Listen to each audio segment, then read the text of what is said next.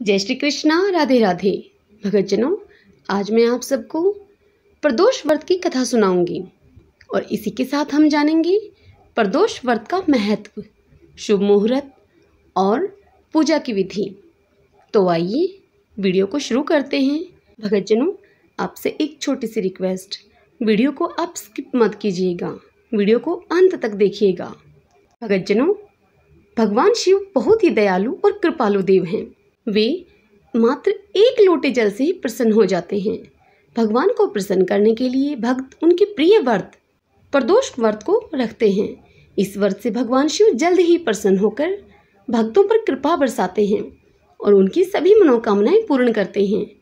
हर माह की दोनों पक्षों की त्रयोदशी के दिन प्रदोष व्रत रखा जाता है।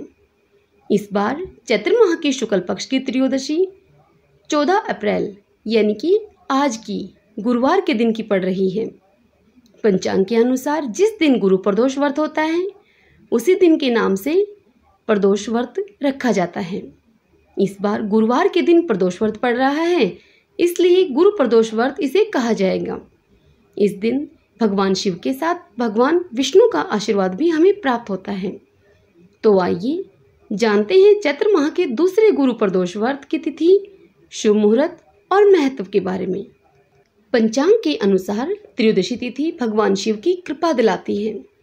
चैत्र माह में दूसरा प्रदोष व्रत 14 अप्रैल बृहस्पतिवार 2022 के दिन पड़ रहा है, अर्थात आज गुरुवार होने के कारण इसे गुरु प्रदोष व्रत कहा जाता है।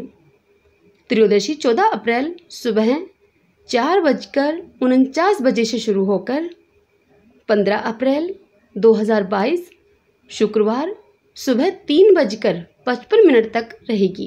प्रदोष व्रत के दौरान भगवान शिव की पूजा के लिए शुभ समय सायंकाल 6:42 से रात्रि 9:02 तक रहेगा। आइए भगतजनों, अब गुरु प्रदोष व्रत का महत्व जान लेते हैं। चैत्र मास का दूसरा गुरु प्रदोष व्रत विधि विधान से रखने पर साधक के जीवन से जुड़े सभी कर्ज दूर होते हैं। इतना ही नहीं, शिव की कृपा से उसकी आर्थिक स्थिति भी मजबूत होती है। आइए भगतजनों, अब गुरु प्रदोष व्रत की पूजा की विधि जान लेते हैं। 14 अप्रैल यानी कि आज के दिन प्रातः स्नान आदि से निवृत्त होकर व्रती मनुष्य साफ स्वच्छ कपड़े पहन ले। इसके बाद पूजा का और व्रत का संकल्प करें। घर पर भगवान शिव की दैनिक पूजा करें। फिर शाम के समय शुभ मुहूर्त में किसी शिव मंदिर में जाकर या फिर घर पर ही भगवान भोलेनाथ की विधि पूर्वक पूजा करें। शिवलिंग को गंगा जल और गाय के दूध से स्नान कराएं। उसके बाद सफ़ेद चंदन का लेप लगाएं।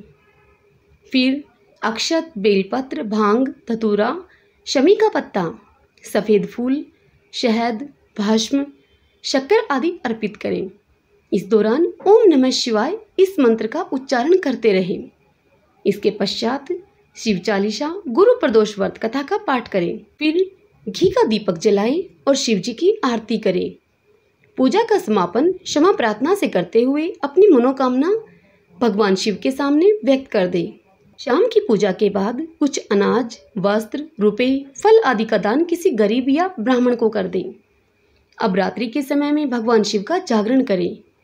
अगले दिन सुबह स्नान आदि के बाद फिर शिव जी की दोबारा से पूजा करें और सूर्योदय के बाद पारण करके व्रत को पूर्ण करें। इस प्रकार से प्रदोष व्रत एवं पूजा करें। भगवान शिव शंकर की कृपा से आपकी सभी मनोकामनाएं पूर्ण होंगी। भगवान शिव की आराधना रुद्राक्ष की माला से करें। उनका जाप करें रुद्राक्ष की माला के साथ, यह बात अवश्य ध्यान रखें। आइए भगतजनों, अब गुरु प्रदोष व्रत की कथा सुन लेते हैं। सब बोलिए गौरी शंकर भगवान की जय। ओम नमः शिवाय। इस व्रत कथा के अनुसार एक बार इंद्र और वृत्रासुर की सेना में घनघोर युद्ध हुआ। देवताओं ने दैत्य सेना को पराजित करके नष्ट भ्रष्ट कर डाला। यह देखकर वृत्रासुर अत्यंत क्रोधित होकर स्वयं युद्ध को उद्यत हुआ। आसुरी माया से उसने विकराल रूप धारण कर लिया। सभी देवता भयभीत होकर गुरुदेव बृहस्पति की शरण में पहुंचे। बृहस्पति महाराज बोले, पहले मैं तुम्हें वृत्रासुर का वास्तविक परिचय दे दूं। वृत्रासुर बड़ा ही तपस्वी और कर्मनिष्ठ है। उसने गंधमादन पर्वत पर घोर तपस्या करके शिवजी को प्रसन्न किया। पूर्व समय में वह चित्ररथ नामक राजा था। एक बार वह अपने विमान से कैलाश पर्वत पर चला गया। वहां शिवजी के वाम अंग में माता पार्वती को विराजमान देखकर वह उपहास पूर्वक बोला, हे प्रभु, मोह माया में फंसे होने के कारण हम स्त्रियों के वशीभूत रहते हैं, किंतु देवलोक में ऐसा दृष्टिगोचर नहीं हुआ कि स्त्री आलिंगनबद्ध हो सभा में बैठे।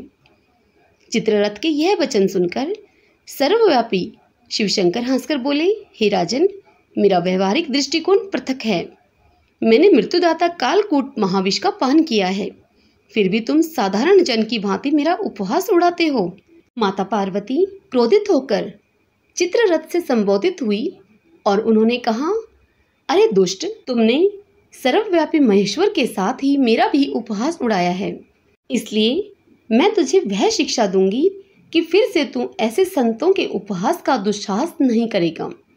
अब तू दैत्य स्वरूप धारण कर विमान से नीचे गिर जा। मैं तुझे यह श्राप देती हूँ।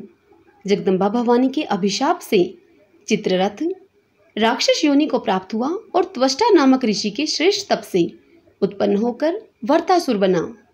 गुरुदेव बृहस्पति आगे कहने लगे, वर्तासुर बाल्यकाल से ही शिव भक्त रहा है, अतः हे इंद्र, तुम बृहस्पति प्रदोष व्रत करके शंकर भगवान को प्रसन्न करो।